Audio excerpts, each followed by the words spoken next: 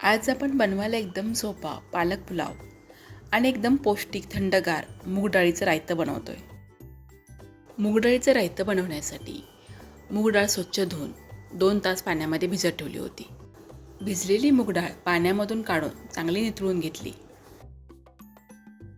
आता एका बाउलमध्ये एक मोठी वाटी दही घेतलं. त्यामध्ये चवीनुसार साखर आणि मीठ घातलं आणि दह्यामध्ये छान मिसळून दही चांगलं फेटून घेतलं.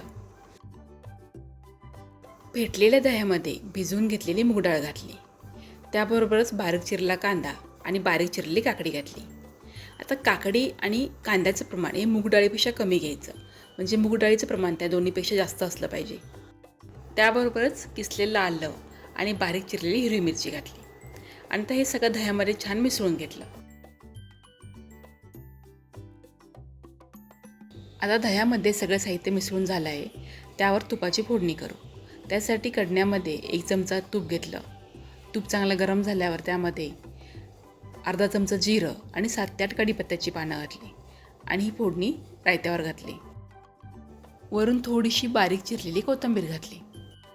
मूग डाळीचं पौष्टिक रायतं तयार झालं आहे. हे मूग डाळीचं रायतं फ्रीजमध्ये कमीत कमी अर्धा तास ठेवून मग खायला घ्यायचं, म्हणजे याची चव अजून खूप छान वाढते. आता पालक पुलाव बनवू. पालक पुलाव बनवण्यासाठी कढईमध्ये मी पाणी उकळायला ठेवलं आहे आणि पाणी चांगलं उकळलं की त्यामध्ये स्वच्छ धुवून घेतलेली पालकाची पानं घातली. उकळत्या पाण्यामध्येच पालक घालायचं आहे आणि पालक पाण्यामध्ये घातल्यानंतर फक्त 2 मिनिटांसाठी आपला हा शिजवून घ्यायचा आहे. खूप जास्त वेळ शिजवला तर तो काळा पडतो. 2 मिनिटांनंतर लगेच पालक काढून घ्यायचा आणि थंड पाण्यामध्ये किंवा बर्फाच्या पाण्यामध्ये ठेवायचा. त्यामुळं पालकाचं तापमान एकदम कमी होतं आणि तो काळा पडत नाही, त्याचा रंग हिरवागार तसाच राहतो. आता 3 ते 4 मिनिटांसाठी पालक असाच थंड पाण्यामध्ये ठेवून द्यायचा आणि मग तो गाळणीमध्ये घेऊन चांगला निथळून घ्यायचा. आता पालक निथळेपर्यंत आपण हिरवी मिरचीची पेस्ट बनवून घेऊ. त्यासाठी मिक्सरच्या भांड्यामध्ये 1 ते 1.5 इंच आलं, 7 ते 8 लसूण पाकळ्या, 2 बारीक चिरल्या हिरवी मिरची आणि कोथिंबीर घेतली आणि पाणी न घालता याची एकदम बारीक पेस्ट बनवून घेतली. आता या पेस्टमध्ये निथळून घेतलेला पालक घालायचा आणि पाणी न घालता याची जेवढी शक्य होईल तेवढी बारीक पेस्ट बनवून घ्यायची. लागलं तर अगदी थोडंसं पाणी घालायचं, खूप जास्त पाणी घालायचं नाही. आता एका कढईमध्ये 2 मोठे चमचे तेल घेतलं. तेल चांगलं गरम झाल्यावर त्यामध्ये 1 मोठा चमचा जिरं घातलं आणि जिरं चांगलं फुललं की बारीक चिरलेला कांदा घालायचा. तर कांदा चांगला मऊ होईपर्यंत 2 ते 3 मिनिटांसाठी मंद गॅसवर परतून घ्यायचं आहे.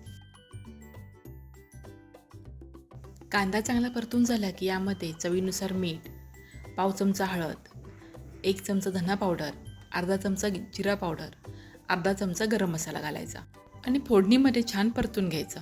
इथे मी लाल मिरची पावडर घातली नाही, कारण आपण वाटणामध्ये हिरवी मिरची घेतलेली आहे. पण तुम्हाला जर आवडत असेल तर तुम्ही इथे लाल मिरची घालू शकता. आता हे मसाले चांगले तेलामध्ये परतून झाले की जी आपण पालक पेस्ट बनवली होती ती पालक पेस्ट यामध्ये घालायची. आता पालकाची पेस्ट 2 ते 3 मिनिटांसाठी मसाल्यामध्ये छान परतून घ्यायची आणि समजा पालक पेस्ट थोडी पातळ झालेली असेल, म्हणजे वाटताना तुम्ही जर जास्त पाणी घातलेलं असेल तर आत्ता ही पालक पेस्ट थोडा वेळ शिजवून ती घट्ट करून घ्यायची, म्हणजे आपण त्यामध्ये भात घातल्यानंतर तो भात चिकट होणार नाही, जास्त ओलसर होणार नाही. पालक पेस्ट चांगली परतून झाली की यामध्ये शिजवलेला भात घालायचा आहे आणि आता मंद गॅसवर अगदी हलक्या हाताने पालक पेस्टमध्ये हा भात मिसळून घ्यायचा आहे. पुलावसाठी भात शिजवताना तो चांगला मोकळा शिजवून घ्यायचा, म्हणजे भात शिजताना त्यामध्ये थोडंसं तेल किंवा तूप टाकायचं आणि नेहमीपेक्षा पाणी थोडंसं कमी घालायचं. तर हा आपला मस्त हिरवागार पालक पुलाव तयार झाला आहे. आता ह्या गरमीच्या दिवसामध्ये जास्त वेळ स्वयंपाकघरात न उभं राहता हा झटपट बनणारा पालक पुलाव आणि थंडगार पौष्टिक मूग डाळीचं रायतं एकदा नक्की बनवून पहा. व्हिडिओला लाईक आणि शेअर करा.